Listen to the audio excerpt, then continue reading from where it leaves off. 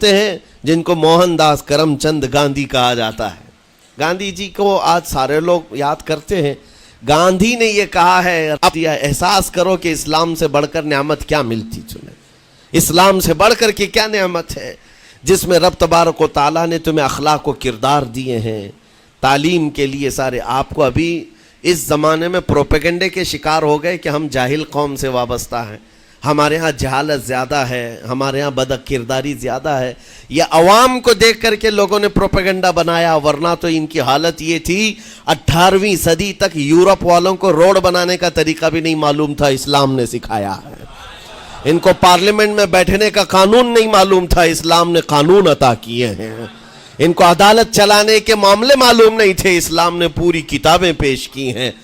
Italy اور Denmark جو آج یورپ کی کنٹریز میں شامل ہوتے ہیں، یہاں کے بادشاہوں کے بچے اسلامی علماء کے پاس اندلس میں پڑھنے کے لیے جاتے تھے، عیسائیوں کے، دوسروں کے، انگریزوں کے بچے، اور جب پڑھ کر کے آتے تھے اٹلی اور ڈنمارک میں واپس تو پورے لوگ ان کو دیکھنے کے لیے بھیڑ لگاتے کہ یہ علماء اسلام سے پڑھ کر کے آ رہے ہیں۔ دنیا کو قلم پکڑنا سکھایا ہے اسلام نے۔ آپ کو ابھی میں اس موضوع پر نہیں بات کر رہا ہوں جو اسلام نے پوری دنیا کو دیا ہے۔ آج یہ جو گھڑی دیکھتے ہیں نا ہر جگہ پوری دنیا کا ٹائم، سب سے پہلے مسلم علماء نے اس کو ایجاد کیا ہے۔ دنیا کو ٹائم دیکھنے کا طریقہ اسلام نے سکھایا ہے۔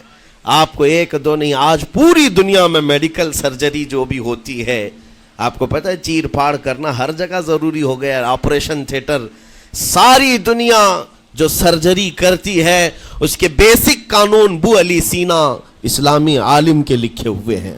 آج بھی امریکہ کی یونیورسٹی میں یہ کتاب داخل ہے، کیلیفورنیا میں۔ اس اسلامی علماء نے جو پوری دنیا کو دیا ہے وہ ایک الگ ٹاپک ہے۔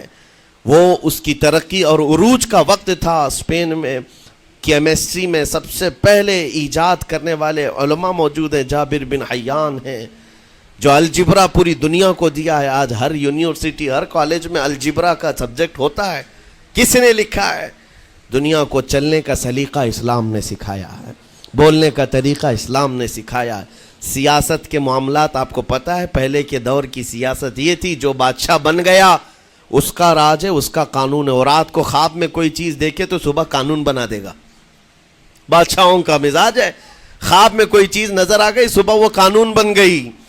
تو یہ تو سلسلہ چلتا تھا پوری دنیا میں، اور آج بھی دنیا اس بات کی قرضدار ہے کہ حقیقت میں سیاست کسی نے سکھائی ہے تو وہ عمر ابن خطاب کی سیاست ہے، صدیق اکبر کی سیاست ہے۔ خلفائے راشدین نے جو حکومت و سیادت کر کے دنیا کو دکھایا ہے، اس کی مثال کوئی پیش نہیں کر سکتا۔ اسی لیے ہمارے اس دیش کے، جانتے ہیں جن کو موہن داس کرم چند گاندھی کہا جاتا ہے، گاندھی جی کو آج سارے لوگ یاد کرتے ہیں۔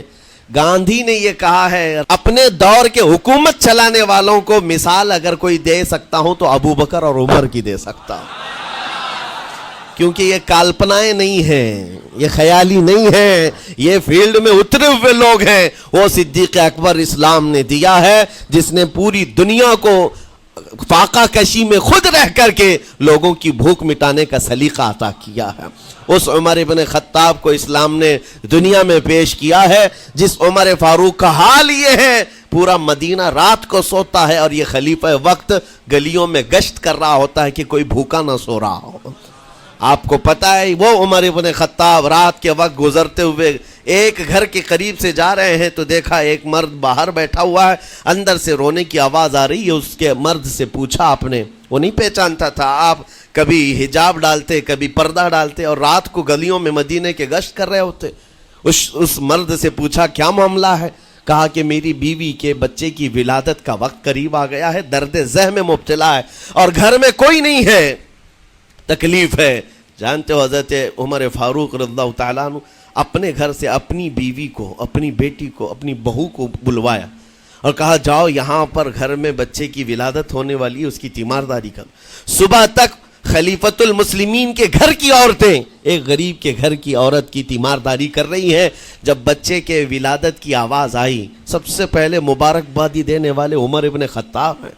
اس سے کہتے بھائی تمہیں مبارک ہو، اللہ نے بیٹا عطا فرمایا۔ وہ خوش و خرم ہے کہ میرا کوئی رشتہ دار نہیں ہے، اجنبی رات کو آیا ہے اور مجھے مبارکبادی بھی دیا، میرے گھر کے سارے کام کاج بھی اٹھا لیا اور اپنی پیٹھ پر گھر سے بوریا لا کر کے آٹے اور راشن کا اس گھر میں پہنچایا اور کہا خوش و خرم رہو، اللہ نے تمہارے گھر میں برکت دی ہے۔ صبح اٹھ کر کے وہ لوگوں کو بتا رہا ہے اللہ نے رات کو ایک عجیب فرشتہ بھیجا، میرے گھر میں اکیلی عورت تھی، درد ذہن میں مبتلا تھی، 3 عورتیں بھی آئی اور ایک مرد بھی آیا، رات بھر میرے ساتھ بیٹھا رہا، مجھے کھلایا پلایا بھی، میرے گھر کی تیمارداری بھی کر کے گیا۔ لوگوں نے کہا جانتے ہو کون تھا وہ؟ عمر ابن خطاب امیر المومنین تھے۔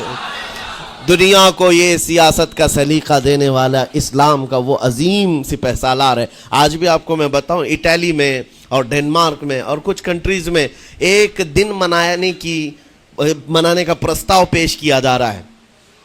یہ نہیں کہہ رہا ہوں ریچرڈ کا یا ریمونڈ کا، کوئی جو بڑے بڑے ان کے سپہ سالار ہیں ان کا ایک دن منایا جائے گا، جن کو مطلب کوئی بہت بڑا نوبل پرائز ملا ہو۔ میں یورپین کنٹریز کی بات کر رہا ہوں جہاں وہ اپنے بادشاہوں کے پیدائش کا دن یا ان کے کسی اینیورسری کو منانے کا پرستاؤ نہیں پیش کر رہے، بلکہ یورپ کی یہ 2 کنٹریاں ہیں جو یہ پرستاؤ پیش کر رہی ہیں کہ سال میں ایک دن ایسا منایا جائے جس کا نام صلاح الدین ایوبی ڈے ہونا چاہیے۔ یہ ہم نہیں کہہ رہے ہیں، دنیا آج بھی اس بات کو تسلیم کرتی ہے، صلاح الدین جیسا جرنیل دیکھا نہیں ہے۔ عزیزان گرامی وقار، یہ چند مثالیں میں آپ کے سامنے رکھا اور اس کے بعد پھر میں تمہیں جھنجھوڑ کر پوچھتا ہوں، اپنے دل پر ہاتھ رکھ کر کے بتاؤ اسلام سے اچھا کوئی راستہ ہے؟ قرآن یہی کہتا ہے وَمَن يَبْتَغِ غَيْرَ الْإِسْلَامِ دِينًا فَلَن يُقْبَلَ مِنْهُ، جو اسلام کے علاوہ دوسرا راستہ لے کر کے آئے گا قیامت کے دن اس کا کوئی قبول نہیں کیا جائے گا، نہیں قبول کیا جائے گا، بلکہ وہ سب